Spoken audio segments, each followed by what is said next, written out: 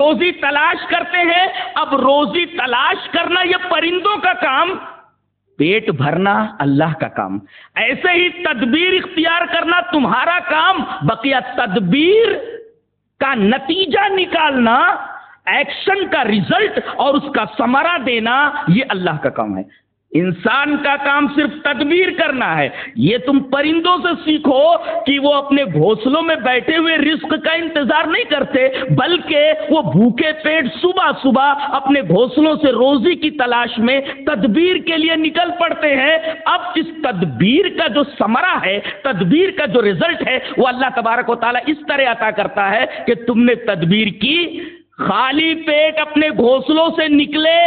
اب اس تدبیر کا رزلٹ ہم یہ دیتے ہیں کہ تمہارا پیٹ بھر کر ہم تم کو تمہارے گھونسلوں کی طرف واپس کرتے ہیں. تو یہ حدیث تو ترک تدبیر پر استدلال کے لیے پیش کرنا صحیح نہیں.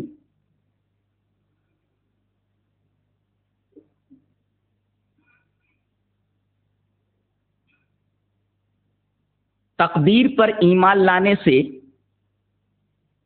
کوئی فائدہ ہے؟ دینی فائدہ تو ہے، اس لیے کہ توحید مکمل ہوتی ہے. اور کوئی فائدہ ہے؟ جی ہاں، آئیے وہ فائدہ دیکھ لیتے ہیں.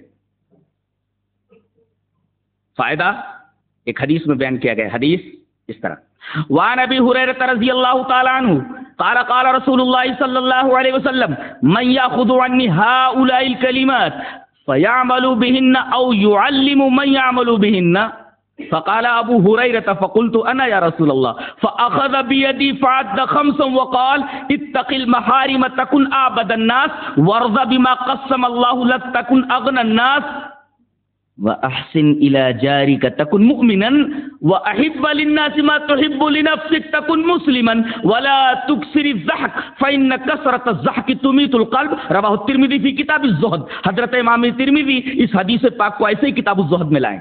پوری روایت میں نے ریفر کر دی. حضرت ابو ہریرہ فرماتے ہیں کہ ایک دفعہ رسول اللہ صلی اللہ علیہ وسلم نے فرمایا کہ میں 5 باتیں بتانے جا رہا ہوں، تم میں سے کون ہے جو ان 5 باتوں کو سنے، ان کو یاد کرے، ان پر عمل کرے اور ان 5 باتوں کو دوسروں تک پہنچا دے؟ کون ہے کہ میں 5 باتیں اس کو بتاؤں، وہ سنے، یاد کرے، ان پر عمل کرے اور دوسروں تک وہ 5 باتیں پہنچا دے؟ من یاخذ عنی ہؤلاء الکلمات، ان 5 باتوں کو کون لیتا ہے؟ فیعمل بہن، ان کے اوپر عمل کرے، او یعلم من یعمل بہن، یا ان کو سکھا دے اس پر عمل کریں. ہر بار حضرت ابو ہریرہ ہی کھڑے ہوئے تو نبی کریم صلی اللہ علیہ وسلم نے چوتھی مرتبہ ان کا ہاتھ پکڑا. حضرت ابو ہریرہ کہتے ہیں کہ میرا ہاتھ پکڑا نبی کریم صلی اللہ علیہ وسلم نے. فعد خمسا، 5 باتیں بتائیں. وہ 5 کلمات تھے، 5 نصیحتیں تھیں. اور آپ نے فرمایا پہلی بات، پہلی نصیحت: اتق المحارم تکن اعبد الناس. اللہ کی حرام کردہ چیزوں سے بچ، سب سے بڑا عابد بن جائے گا. آج ہم سب سے بڑا عابد کس کو سمجھتے ہیں؟ جو ہمیشہ اپنے ہاتھوں میں تسبیح گھماتا رہے، سب سے بڑا عابد ہے.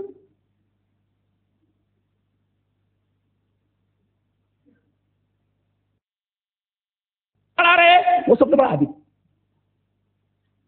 یا کچھ مخصوص اعمال دینیہ کر لیتا ہو، ہم سمجھتے ہیں کہ وہی بہت بڑا عابد ہے. یہاں بتایا گیا کہ سب سے بڑا عابد کون، سب سے بڑا پرہیزگار کون بتایا گیا.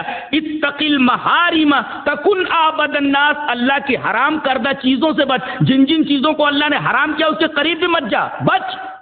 اگر تو یہ کام کر لے تو تکن اعبد الناس، سب سے بڑا عابد بن جائے گا. سب سے بڑا عابد بننے کا نسخہ بتایا گیا، اللہ کے حرام کردہ چیزوں سے بچنا.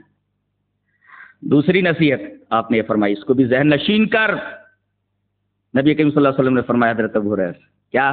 ورض بما قسم اللہ لک تکن اغنى الناس. اللہ تعالی نے تیری قسمت میں جو لکھ دیا ہے مقسوم پر راضی ہو جا، سب سے بڑا غنی ہو جائے گا. سب سے بڑا مالدار بننا ہے تو عام طور پر ہم مالدار کس کو سمجھتے؟ جو ملینئر ہو بلینئر ہو پیسہ بہتا ہو اس کے پاس، ہم سمجھتے ہیں کہ وہ سب سے بڑا غنی ہے، اور 10 روپیہ نکالنا تو جان نکلتی ہے، نام کو کروڑ پتی ہے، 10 روپیہ نکالنا تو جان نکلتی ہے۔ فرمایا گیا سب سے بڑا غنی بننا ہے، سب سے بڑا مالدار بننا ہے، تو مالدار پیسوں سے نہیں ہوتا، یہاں دوسرا ہی نسخہ بتایا گیا سب سے بڑا مالدار بننے کے لیے، مقسوم پر راضی ہو جا۔ اللہ نے جو روزی تیرے حق میں لکھ دی ہے، جو روزی تجھے مل رہی ہے ملی، اس کے اوپر راضی ہو جا، سب سے بڑا غنی ہو جائے گا۔ حدیث کے اسی ٹکڑے سے مجھے استدلال کرنا ہے، بقیہ 3 نصیحتیں اور بھی بیان کر دیتا ہوں برسبیل تذکرہ۔ آپ نے فرمایا کہ پڑوسیوں کے ساتھ اس نے سلوک کر، چاہے وہ مسلم ہو یا غیر مسلم ہو۔ اسلام کا سینہ اتنا فراخ ہے، اتنا کشادہ دل ہے اسلام، کہ وہ یہ پسند نہیں کرتا کہ آدمی پیٹ بھر کر کھانا کھا کر سو جائے، اور اس کا پڑوسی چاہے مسلمان ہو، چاہے ہندو ہو، چاہے عیسائی ہو، چاہے کسی بھی مذہب کا ہو، بھوکا سو جائے، کل قیامت کے دن اللہ تبارک و تعالیٰ اس کی گرفت کرے گا کہ تیرا پڑوسی بھوکا کیوں رہا، تو نے اس کی خبرگیری کیوں نہیں کی؟ تو وَأَحْسِنْ إِلَىٰ جَارِكَ تَكُنْ مُؤْمِنًا، اپنے پڑوسی کے ساتھ حسن سلوک کر تو مومن بن جائے گا۔ پڑوسی کے ساتھ حسن سلوک کرنے پر آدمی مومن ہو جاتا ہے۔ ایک بڑا عجیب و غریب نکتہ ہے، پڑوسی کے ساتھ حسن سلوک کرنا یہ ایک پیمانہ ہے ایمان کو ناپنے کا، جیسے تھرمامیٹر سے ہم ناپتے ہیں کہ بخار کتنا ہے، تو اب ایک تھرمامیٹر دے دیا گیا ہے کہ انسان کے پاس ایمان کتنے درجے کا ہے، دیکھ لے کہ پڑوسی کے ساتھ اس کا حسن سلوک کتنا ہے، اسی اعتبار سے اس کا ایمان ہوگا۔ وَأَحْسِنْ إِلَىٰ جَارِكَ تَكُنْ مُؤْمِنًا، اپنے پڑوسی کے ساتھ حسن سلوک کر تو مومن ہو جائے گا۔ وَأَحِبَّ لِلنَّاسِ مَا تُحِبُّ لِنَفْسِكَ تَكُنْ مُسْلِمًا، جو اپنے لیے پسند کرتا وہی دوسروں کے لیے بھی پسند کر تو مسلمان ہو جائے گا۔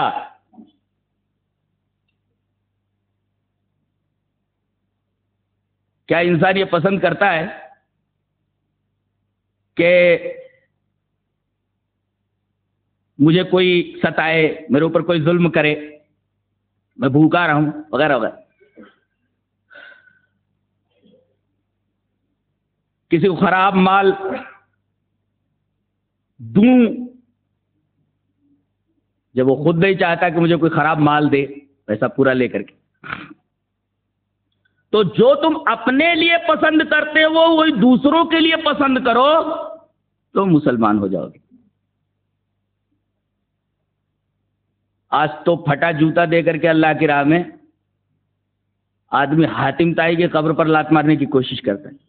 تو جو اپنے لیے پسند کرتے ہو وہی دوسروں کے لیے پسند کرو تو مسلمان ہوگے۔ اور آخر میں فرمایا گیا زیادہ مت ہنسو۔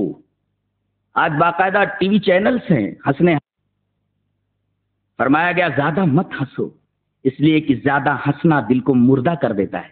کتنی عجیب و غریب نصیحت ہے، ذرا غور فرمائیے۔ جو آدمی زیادہ ہنستا ہے اس کا کیا مطلب ہوتا ہے؟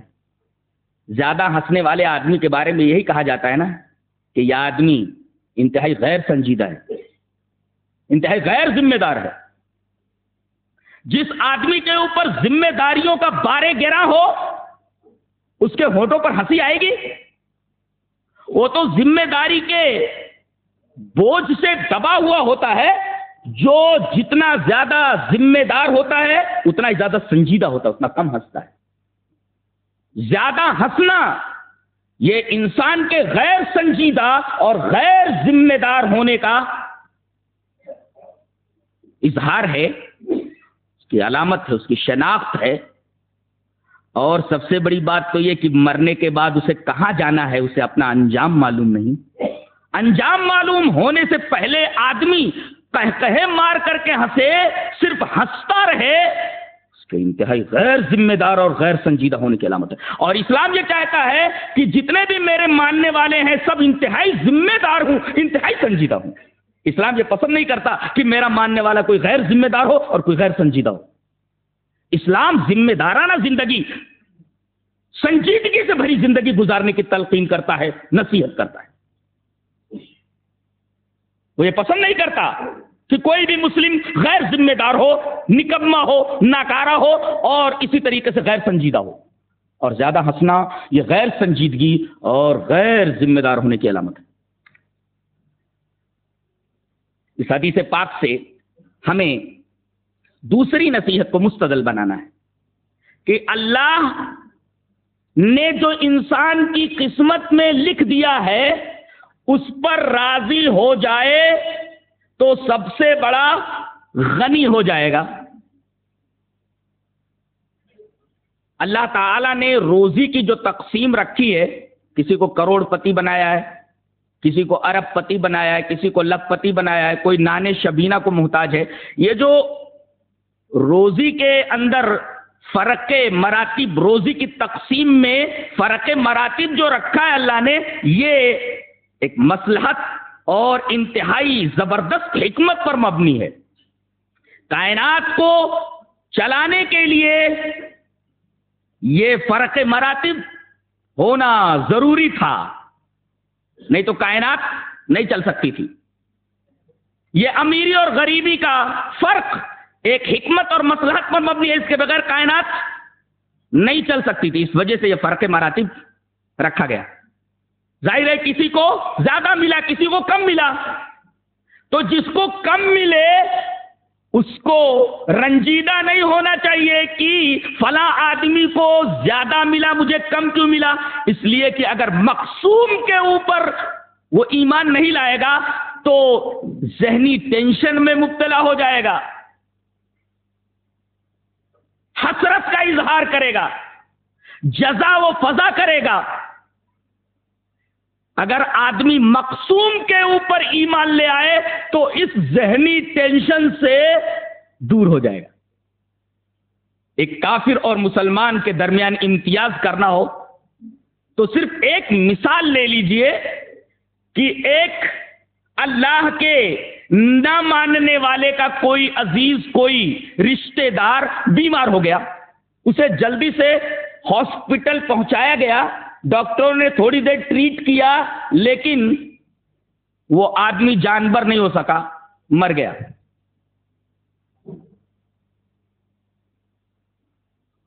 وہ چلا رہا ہے، افسوس کر رہا ہے، جزا فضا کر رہا ہے، حسرت کا اظہار کر رہا ہے کہ کاش اس ڈاکٹر کے بجائے کسی اور ڈاکٹر سے ٹریٹمنٹ کرایا گیا ہوتا تو یہ بچ جاتا، اس سے بڑے ہاسپٹل میں اس سے بڑے ڈاکٹروں کو دکھایا جاتا تو یہ بچ جاتا.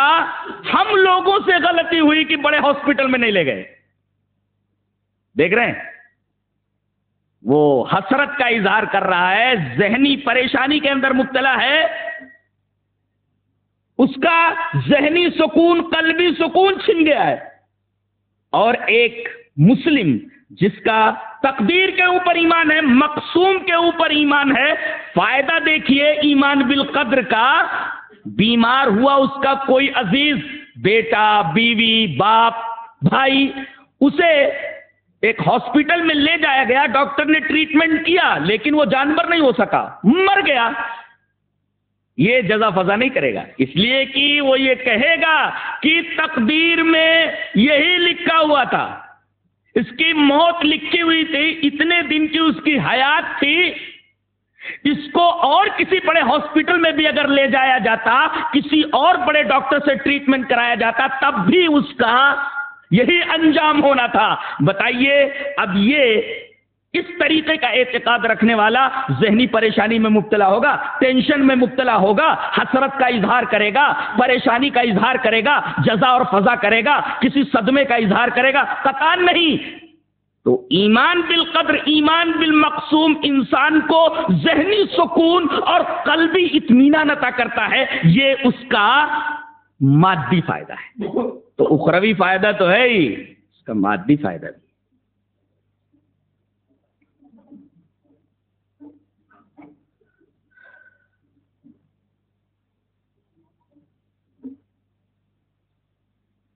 یہاں تک اگر بات سمجھ میں آ گئی تو ہم یہ بتائیں گے کہ تقدیر کیسے لکھی گئی ہے، کب کب لکھی گئی. پہلی حدیث، تقدیر کب لکھی گئی. حدیث اس طرح: وعن عبد الله بن عمرو بن العاص رضي الله تعالى عنه قال سمعت رسول الله صلى الله عليه وسلم يقول كتب الله مقادير الخلائق قبل أن يخلق السماوات والأرض ب50,000 سنة وقال وعرشه على الماء رواہ مسلم فی کتاب القدر. حضرت امام مسلم اس حدیث پاک کو ایسے ہی کتاب القدر میں لائیں. حضرت عبداللہ ابن عمر ابن عاص رضی اللہ تعالیٰ عنہ فرماتے ہیں کہ میں نے نبی کریم صلی اللہ علیہ وسلم کو یہ فرماتے سنا کہ اللہ تعالیٰ نے مخلوقات کی تقدیر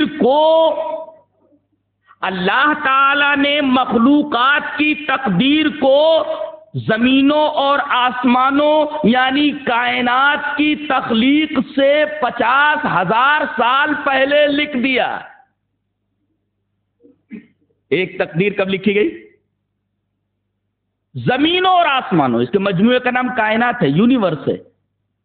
زمینوں اور آسمانوں کی پیدائش سے 50,000 سال پہلے ہی اللہ نے مخلوقات کی تقدیر کو لکھ دیا تھا، اور آپ نے فرمایا کہ اس وقت اللہ کا عرش پانی پر تھا. وَعَرْشُهُ عَلَى الْمَاءِ، اس کا عرش پانی پر تھا. تو یہ حدیث مسلم بتا رہی ہے کہ ایک تقدیر کب لکھی گئی ہے؟ اس کائنات کی تخلیق سے 50,000 سال پہلے. اچھا، دوسری تقدیر کب لکھی گئی ہے؟ جی یہ سمجھیں گے تب بات آگے بڑھائی جائے گی، تب بات سمجھ میں آئے گی. دوسری تقدیر حدیث اس طرح.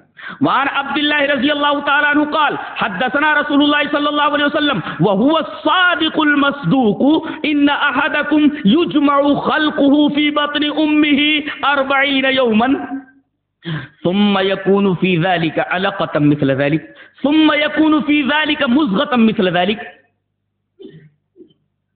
ثم يرسل الملك فينفخ فيه الروح ويؤمر ب4 كلمات بكتب رزقه وعمله وأجله وشقي أو سعيد فوالذي لا إله غيره إن أحدكم ليعمل بعمل أهل الجنة حتى ما يكون بينه وبينها إلا ذراع فيسبق عليه الكتاب فيعمل بعمل أهل النار فيدخلها